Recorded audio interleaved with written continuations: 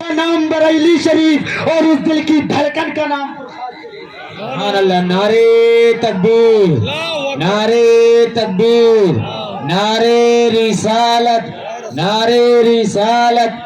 مسلک اعلی حضرت، فیضان اعلی حضرت، فیضان اعلی حضرت حضور اصحاب ملت.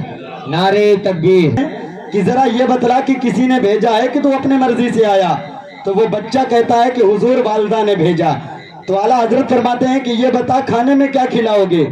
کہا کوئی بڑا نہیں آیا؟ تو وہ بچہ کہتا ہے کہ حضور میں یتیم ہوں، میرے سر سے باپ کا سایہ اٹھ چکا ہے، میں یتیم ہوں. تو اب بریلی کے قلندر کے آنکھوں میں آنسو آ گئے. اب وہ بریلی کے رضا کہتا ہے کہ ٹھیک ہے ہم دعوت قبول کرتے ہیں، ذرا یہ بتلاؤ کھانے میں کیا کھلاؤ گے؟ تو وہ یتیم بچہ کہتا ہے کہ میں والدہ سے پوچھ کے آتا ہوں. اب وہ بچہ اپنے والدہ کے پاس گیا، کہا مولانا صاحب نے دعوت قبول کر لی ہے، انہوں نے پوچھا ہے کھانے میں کیا کھلاؤ گے. تو اب وہ بچہ آتا ہے احمد رضا کے پاس اور آ کے کہتا ہے کہ بڑے مولانا صاحب والدہ نے کہا ہے کہ بجرے کی روٹی اور آپ کو چنے کا ساگ کھلایا جائے گا. تو جو آپ کا طبیب آپ کے بغل میں بیٹھا تھا اس نے کہا کہ حضور یہ تو آپ کے لیے زہر قاتل ہے، اگر آپ ایک لقمہ کھائیں گے تو یہ آپ کے لیے زہر کا کام کرے گا. اتنا کہنا تھا. اب بریلی کے رضا اپنے وقت کا مجدد اپنے مسند سے اٹھ کر اس یتیم کے دروازے پہ پہنچتے ہیں اور جیسے ہی دروازے پہ پہنچے تو وہ یتیم بچہ گھر کے آنگن سے ٹاٹ کا ٹکڑا لے کے آتا ہے اور اپنے چبوترے پہ جا کے بٹھاتا ہے اور کہتا ہے مولانا صاحب یہاں پہ بیٹھ جاؤ. دیکھو بریلی کے رضا کی سادہ زندگی. آج کوئی ہوتا تو کہتا میں اتنا بڑا عالم ہوں، میں اتنا بڑا مفتی ہوں، میں اتنا بڑا محدث ہوں،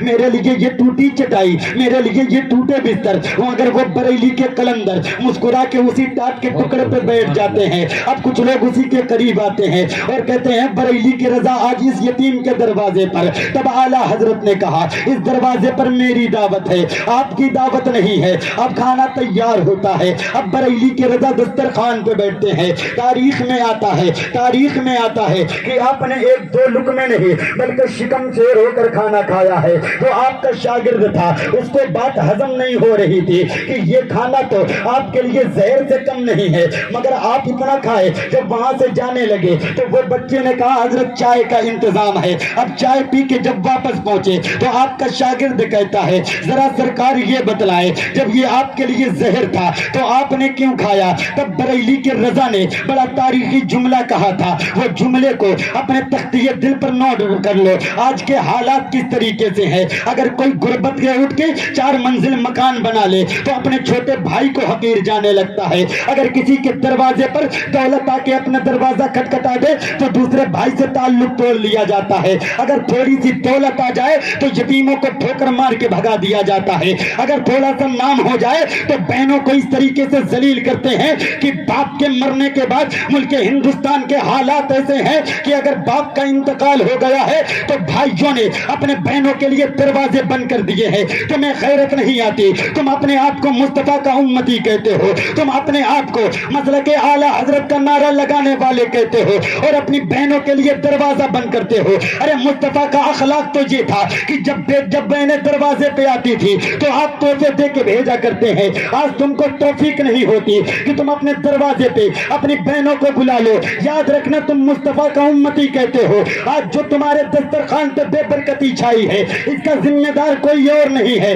بلکہ تم ہو. اس لیے کہ جن کے دسترخوان پر ان کی بہنیں نہیں بیٹھا کرتی ہیں تو ان کے دسترخوان سے اللہ رب العزت رزق کو اٹھا لیتا ہے. اگر تم چاہتے ہو تمہارے دسترخوان پہ برکتوں کا نزول ہو جائے تو اپنے دروازوں پہ اپنے بہنوں کو دعوت دے کے بلایا کرو. اور تم چاہتے ہو کہ تمہاری کمائی میں اضافہ ہو جائے، اگر تم چاہتے ہو تمہاری دولت میں برکت ہو جائے تو اپنی بہنوں کو تحفہ بھر بھر کے دیا کرو. اس لیے کہ بہنیں مسکرائیں گی تمہاری دولتوں میں اضافہ ہوگا. آپ کو یہ لگتا ہے کہ ماں باپ کے مرنے کے بعد جب بیٹیاں دروازے پہ آتی ہے تمہاری جائیداد کے لیے آتی ہے، تمہاری دولت کے لیے آتی ہے؟ نہ صاحب، یہ تمہاری دولت کے لیے نہیں آتی ہے. کبھی تم نے ان کے دل کے حال کو سمجھنے کی کوشش کی ہے؟ کبھی آپ نے اپنی بہن کو 100 روپے کا ایک دوپٹہ دیا ہوگا اور اس کے گھر کے آنگن میں جانا، وہ سنبھال کر کر اپنے سوٹ کیس میں 5 سے 10 سال تک رکھتی ہے اور پورے پڑوس کو دکھاتی ہے یہ دوپٹہ میرے بھائی نے لا کے دیا ہے,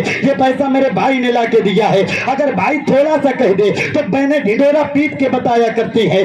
آج تم لوگوں نے اپنی بہنوں کے لیے دروازہ بند کر لیا ہے. آج جب بات آتی ہے اپنی بہنوں کو ذلیل و خوار کر کے دروازے سے رسوا کرتے ہو. وہ تمہاری دولت کے لیے نہیں آتی ہے. کبھی تم نے غور کیا ہے کہ بہنیں وہ ہوا کرتی ہے جو گھر کے آنگن میں بغیر مزدوری کے کام کیا کرتی ہے. کبھی تم اپنے بیوی سے کہنا کھانا ٹھنڈا ہو چکا ہے ذرا گرم کر کے دے دے, اس کا جواب یہی ہوگا میں نے پکا دیا ہے اب تم کھا لو. مگر بہنیں وہ ہوتی ہیں اگر بھائی تھک ہار کے آئے اور روٹیاں ٹھنڈی ہو جائے تو بہنیں آ کے کہتی ہیں او بھائی ذرا تو بیٹھ جا, میں تیرے لیے گرم روٹی کا انتظام کرتے ہو, میں تیرے لیے کھانا گرم کر کے دیتے ہو. صاحب بہنیں وہ ہوتی ہے, میں نے یہاں تک دیکھا ہے اگر بھائی کا جنازہ رکھا ہو تو بہنوں کے آنکھوں سے آنسو رک جاتے ہیں اور اس جنازے پہ کھڑے ہو کے کہتی ہے تم لوگوں کو معلوم ہے یہ کس کا جنازہ رکھا ہے, یہ کسی اور کا جنازہ آج نہیں اٹھ رہا ہے بلکہ ہماری حضرتیں اٹھ رہی ہیں, ہماری تمنائیں اٹھ رہی ہیں, ہماری آرزویں اٹھ رہی ہیں.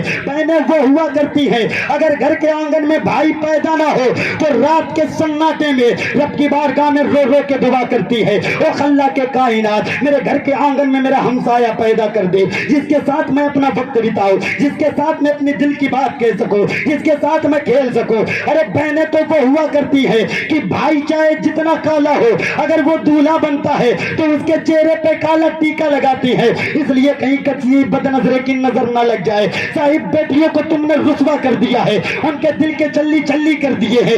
باپ کے مرنے کے بعد اپنے بیٹیوں سے تعلق توڑ لیا ہے. صاحب یہ بیٹیاں دروازے پہ تمہاری دولت کے لیے نہیں, تمہارے گھر کا چین و